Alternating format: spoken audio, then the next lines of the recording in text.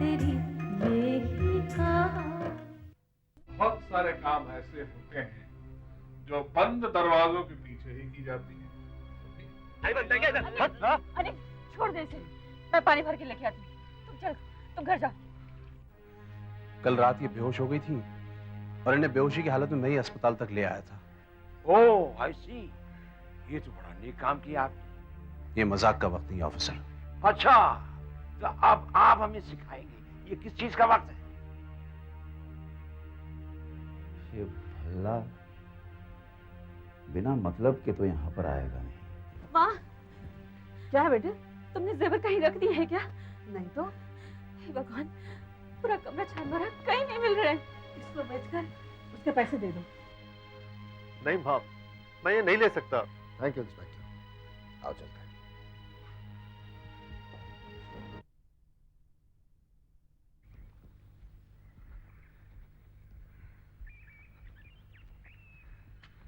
हाय अनिल जी। अरे बिल्लो, तुम कैसी हो? हाँ ठीक हूँ, मैं तो ठीक हूँ। आप लोग कैसे हैं? बस जिंदगी कट रही है। आई एम वेरी सॉरी, मुझे बड़ा ही अफसोस हुआ जब आप लोग के बारे में मुझे पता चला। आपने भला को कितना सहारा दिया, आपने उसे कितनी हेल्प की, और वो आपसे ही गद्दारी कर। प्लीज आज के बाद उस इंसान का नाम मेरे सामने मत लेना। और वैसे भी जिस इंसान से हमारा कोई रिश्ता ही नहीं रह गया, उसका नाम लेने से क्या फायदा? I am very sorry Anil ji, मुझे पता नहीं था भला का नाम लेते ही आपको इतनी तकलीफ पहुंचेगी। I am sorry again. खैर ये सब बातें छोड़ दीजिए। आंटी जी और शीला कैसे है? काफी दिनों है उनसे मुलाकात ही नहीं है। कहाँ पर है? अच्छे हैं और काफी याद करती है शीला तुम्हें। अच्छा। तुम एक काम क्यों नहीं करती? वैसे भी हमारी खोली पास में ही है और शीला घर पे अकेली भी है। तुम अभी चली जाओ, मिल जाएगी। हाँ, यहाँ पर है? हाँ। बोलिए, पता बताइए। एक काम करो, वो बिल्डिंग देख रही हो? हाँ। उसके पीछे एक चॉल है, शकील भाई की चॉल। शकील भाई की चॉल। हाँ, उसमें रूम नंबर 2 किसी से पूछोगी ना, सभी जानते हैं। Room number 2। Yeah. ओके, मैं चली जाऊंगी। Okay okay, bye. बस डैड, रुक जाइए।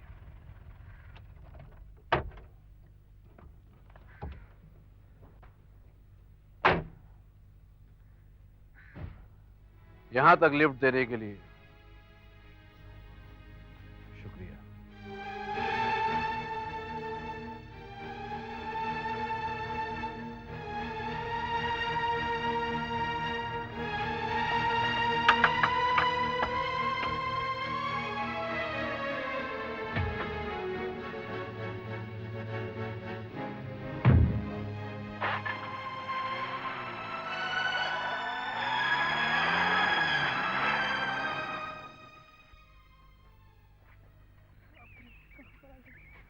एक्सक्यूज मी भाई साहब, जी यहाँ 2 नंबर का रूम कहाँ पर है? मैडम, माफ कीजिएगा, मैं शरीफ आदमी हूँ, मैं 2 नंबर का आदमी नहीं हूँ। आप किसी और से पूछिए।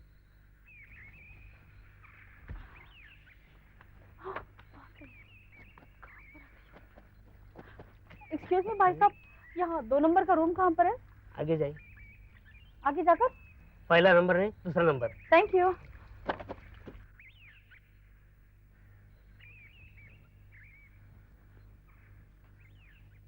हाय शीला। अरे बिल्लो, तू? बड़ी खुशी हुई तुझे देख। बहुत दिन के बाद मिली है तू। अब बैठ भी नहीं आगे तेरे घर। अरे तू बैठ ना यार, तुझे अभी चाय पिलाती हूँ। हाँ, बहुत दिन के बाद मिली है तू। देख, तेरे लिए ही चाय बना रही थी। चीनी कम है ना? अरे यार, और तेरे लिए? मैं बाद में पी लूंगी। अरे नहीं नहीं, ले फिर दोनों 1/2 कर लेते। अच्छा ठीक है, तू कहती है तो हम आधी आधी पी लेते। अरे हाँ, ले ले। और कैसी है तू? हाँ मैं तो ठीक हूँ। और आंटी जी दिखाई नहीं करी, कहाँ पर है आंटी जी? बस यही कहीं होंगी। अच्छा, और तुम कैसी हो? हम अपना हाल क्या सुनाए बिल्लू, आज तक दिन ने हमें कहां से कहां पहुंचा दिया। कहते हैं ना, जैसी करनी वैसी भरनी। आज हम अपने कर्मों की सजा भुगत रहे हैं। कहाँ हम महलों में रहा करते थे और आज एक किराए के मकान में रह रहे हैं। अरे इससे अच्छे मकानों में तो हमारे नौकर रहा करते थे, और आज मुझे ऐसा लगता है हमारी हालत नौकरों से भी बदतर हो गई है। शीला, मैं तुम्हारा दुख समझ सकती हूँ। जो भगवान को मंजूर है हम उसे कैसे टाल सकते हैं? कब किसके साथ क्या होगा ये हम कैसे बोल सकते हैं? क्यों, तुम्हारे साथ भी कुछ हुआ है क्या? देख शीला, अगर मैं तेरे पति के बारे में कुछ बोलूंगी तो तुझे बुरा लगेगा। नहीं, तुम भला के बारे में जो भी कहोगी मैं बुरा नहीं मानूंगी, लेकिन ये मत कहना कि वो मेरा पति है। उसने हमारे साथ इतना बुरा व्यवहार किया, हमें घर से निकाल दिया। उस दिन से मैंने उससे रिश्ता तोड़ दिया है। वो पति कहलाने के लायक नहीं है। शीला, मैं तुम्हारा दुख समझ सकती हूँ।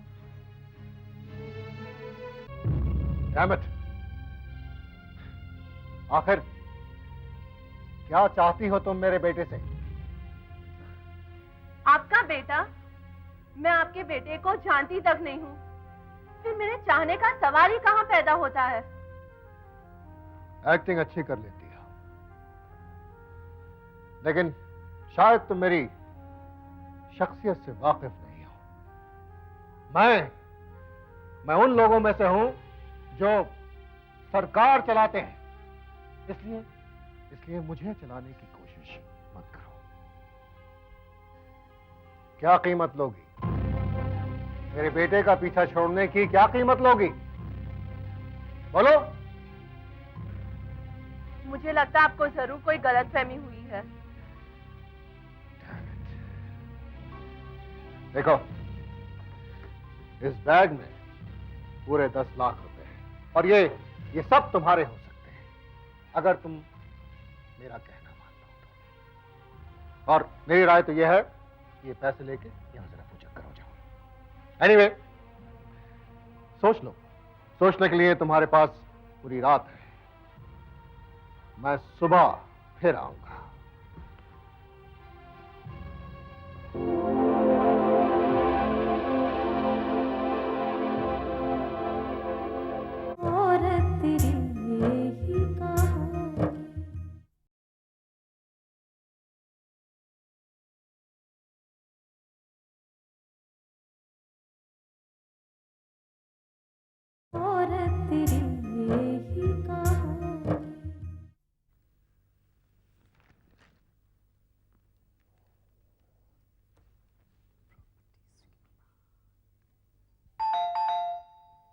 संडे के दिन कौन आ गया भाई?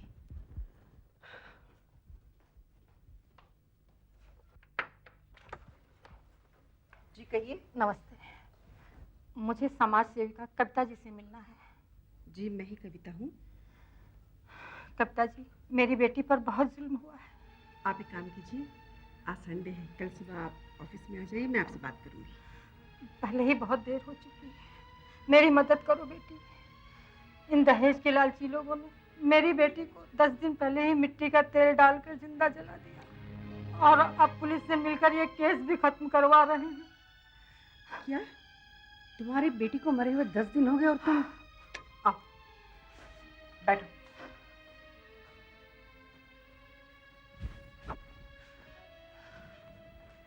अब बताओ पूरी बात क्या है? बात यही करते हैं, जब वो हमारी बेटी को पसंद करने आए तब उन्होंने दहेज की कोई डिमांड नहीं की, मगर जैसे ही शादी हो गई उनकी रोज रोज डिमांड बढ़ गई। यहाँ तक कि हमने अपना घर भी बेच दिया, लेकिन उनकी डिमांड खत्म नहीं हुई। वो हमारी बेटी को तरह तरह से परेशान करने लगे, उसके ऊपर जुल्म करने लगे। मेरी बेटी हमेशा मुझसे रो रो कर कहती थी और एक दिन उन्होंने हमारी बेटी को मिट्टी का तेल डालकर जलाकर मार दिया। तो फिर तुमने पुलिस में रिपोर्ट क्यों नहीं दी? गई थी पुलिस स्टेशन, पर उन्होंने हमारी रिपोर्ट नहीं ली। क्या तुम्हारी बेटी को जलाकर मार दिया और पुलिस ने रिपोर्ट नहीं लिखा? ये कैसे हो सकता है? वो कहते हैं कि तुम्हारी बेटी को मारा नहीं है, उसने आत्महत्या की है और उसकी लिखी हुई एक चिट्ठी उनके पास है। तुमने वो चिट्ठी देखी? हाँ, मैंने देखा है। क्या वो चिट्ठी तुम्हारी बेटी की ही लिखी हुई थी? है तो मेरी बेटी की ही राइटिंग, पर मुझे यकीन नहीं होता कि मेरी बेटी ने ऐसी चिट्ठी लिखी हो और उसने आत्महत्या की। अगर तुम्हारी बेटी ने खुद चिट्ठी लिखी और आत्महत्या कर ली थी, इसमें मैं क्या? कानून भी कुछ नहीं कर सकता। ये केस तो बिल्कुल साफ है। उसने आत्महत्या की है। नहीं, मेरी बेटी मरी नहीं है, मारी गई। मेरी बेटी ने मुझे कई दफे बताया कि माँ, ये लोग मुझे बहुत सताते हैं, बहुत मारते हैं। मैं क्या करूँ माँ? इससे अच्छा तो तुम मुझे किसी गरीब के घर में दे देती, तो आज मेरी ये नौबत ना होती। माँ, मुझे अब पूरा यकीन हो गया है कि मैं इस घर में बचूंगी नहीं। ये लोग मुझे मार देंगे। पता नहीं, जरूर उन लोगों ने मेरी बेटी से ये चिट्ठी जबरदस्ती लिखवाई होगी। मेरी बेटी आत्महत्या नहीं करेगी। रोइए मत। अब मेरी बात समझ में आ गई है। मैं उनकी चाल कामयाब नहीं होने दूंगी। अगर मैं उन्हें छट्टी का दूध याद न दिलाऊं तो मेरा भी नाम कविता नहीं।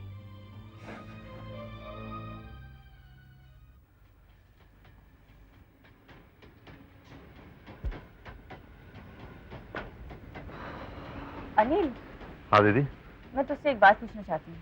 हाँ पूछो। तुम्हारी प्रोफेसर से दोस्ती कैसे हुई? प्रोफेसर से? अरे वो दीदी मेरा एक दोस्त है सेवाराम, आप तो जानती है ना। बस उसी ने मेरी पहचान करवाई थी। क्यों? सेवाराम ने प्रोफेसर से तुम्हारी दोस्ती करवाई, इसका कोई कारण तो होगा। अब दीदी इसमें कारण की क्या बात हो सकती है? लेकिन आप ये सब क्यों पूछ रही हैं? देखो अनिल, तो मेरी बात ध्यान से सुनो। मेरी बात का बुरा मत मानना। मुझे ऐसा लगता है मधु भाभी और प्रोफेसर एक दूसरे को पहले से जानते हैं। ये आप क्या कह रही हैं दीदी? हाँ अनिल, मैं चाहती हूँ कि तुम सेवाराम जी से जाकर मिलो और उन्हीं से पता करो कि प्रोफेसर और मधु एक दूसरे को पहले से जानते ही नहीं। अगर वो कहेंगे कि वो पहले से जानते थे तो मुझे लगता है उन्हें जरूर पता होगा मधु कहाँ है। ठीक है दीदी, अगर आप कहती हैं तो मैं सेवाराम के जरिए उस प्रोफेसर के पास जरूर जाऊंगा। हो सकता है आपकी बात सच हो जाए और मेरी मधु मुझे मिल जाए।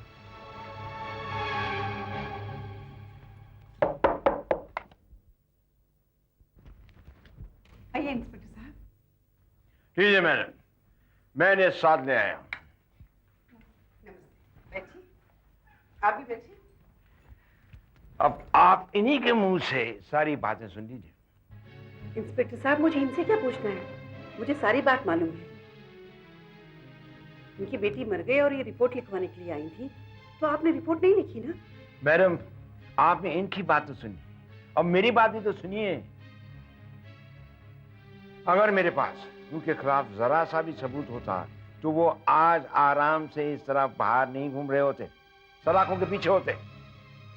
लेकिन मैं भी क्या करूं, कानून के दायरे में ही रहकर मुझे काम करना पड़ता है। मैं कानून को अपने हाथों में नहीं ले सकता। और फिर इनकी बेटी ने आत्महत्या की, पोस्टमार्टम की रिपोर्ट भी यही कहती है।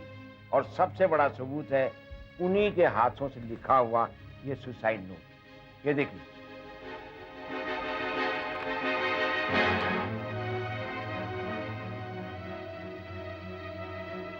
इंस्पेक्टर साहब, ये भी हो सकता है उसे मारने से पहले ये खत उस लड़की से जबरदस्ती लिखवाया होगा।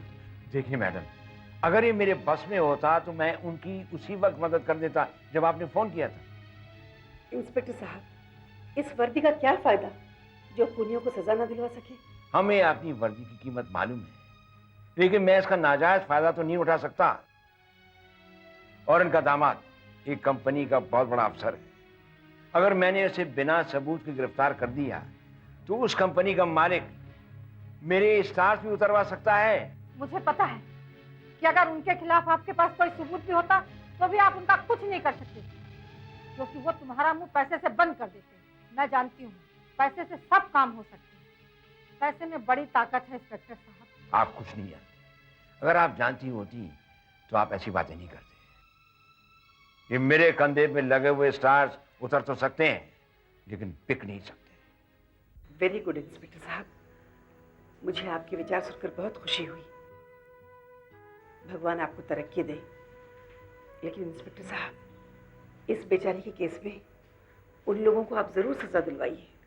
मैडम, मैं उनको कभी नहीं छोड़ता, लेकिन क्या करूं, कानून ने मेरे हाथ जकड़े हुए। कि बहुत देर बाद आई मेरे पास, तब तक सारी कानूनी कार्रवाई खत्म हो चुकी थी। लेकिन मैं आपको यकीन दिलवाता हूं कि मैं अपनी तरफ से पूरी पूरी कोशिश करूंगा। और तेरी यही कहानी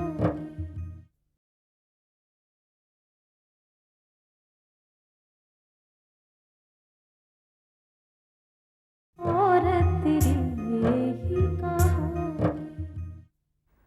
good morning doctor. Very good morning, very. अब आप कैसा फील कर रहे हैं? काफी अच्छा फील कर रही हूँ। फिर भी थोड़ा परहेज आपको रखना पड़ेगा, हैं? और अपने दिमाग पे ज़्यादा जोर मत डालिएगा। ये जो मेडिसिन मैं आपको कुछ लेके दे रहा हूँ, ये मेडिसिन जो हैं आप टाइम टू टाइम उसको लेते रहिएगा।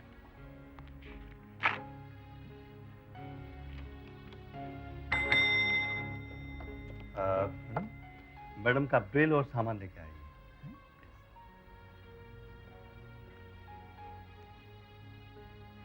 मेरी तरफ से आप अब जा सकती हैं, लेकिन नेक्स्ट वीक आप आकर एक बार मुझसे जरूर मिलिए। ठीक है डॉक्टर साहब। ओके। ये रहा इनका सामान और ये रहा बिल। Thank you.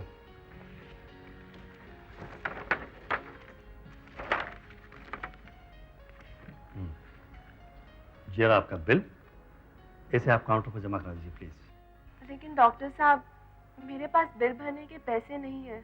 बिल के पैसे नहीं हैं तो अपने किसी सगे संबंधी या किसी मिलने वाले से चाहे तो फोन पर बात करके पैसों का इंतजाम कर सकती हैं। लेकिन डॉक्टर साहब, हकीकत तो ये है कि मेरा इस दुनिया में कोई नहीं है। मैं किसे कांटेक्ट करूं? लाइए, बिल मुझे दीजिए। आपको दे दूं? लेकिन क्यों? ताकि मैं इस बिल को अदा करके आपको यहाँ से डिस्चार्ज करवा सकूं। लेकिन आप ऐसा क्यों करना चाहते हैं? आप तो मुझे अच्छी तरह से जानते तक नहीं है, फिर भी आप ऐसा क्यों कर रहे हैं? देखिए, सवाल जवाब मत कीजिए, आपकी सेहत के लिए अच्छा नहीं है। लाइए, बिल मुझे दीजिए। Come sister, let's clear the accounts. ये वही आदमी है जो एक्सीडेंट की रात आपको बेहोशी की हालत में यहाँ लाया था, और तब से लेकर आज तक ये रोज आता रहा है।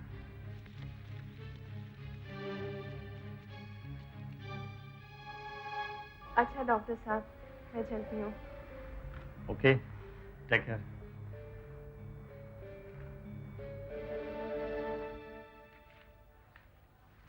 Thank you sister. लाइए, बैग मुझे दीजिए।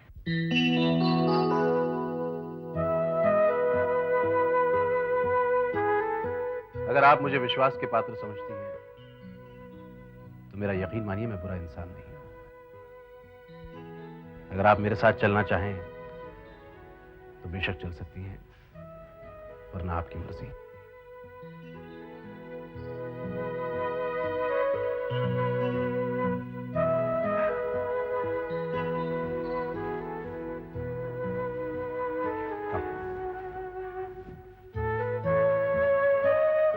किरण, किरण जी, जी मैंने टेबल पर एक फाइल रखी थी, वो फाइल नजर नहीं आ रही, कहाँ है? मुझे क्या मालूम?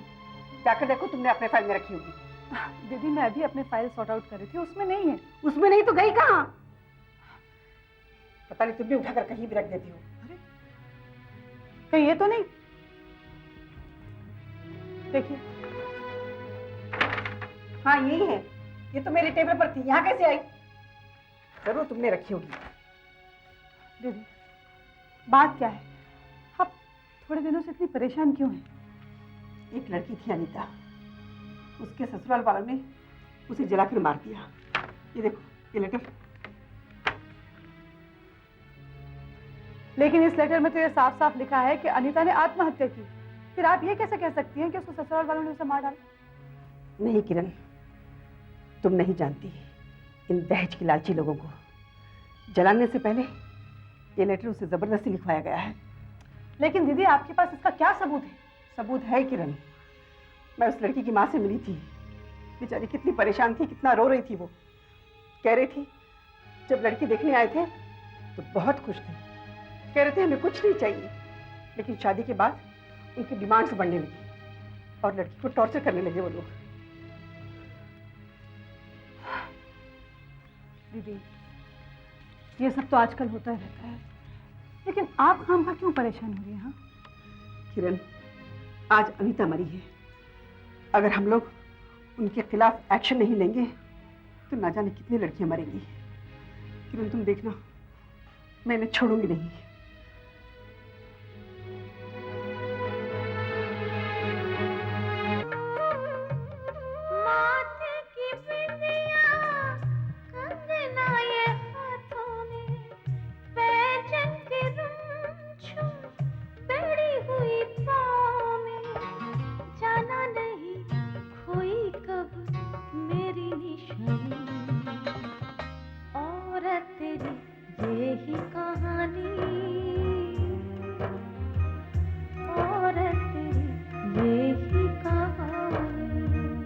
This program was sponsored by Manikchand Parimal Tea, Mahajan Shooting, UNV Marketing, Dandi Namak and Kumar Ajay Sari.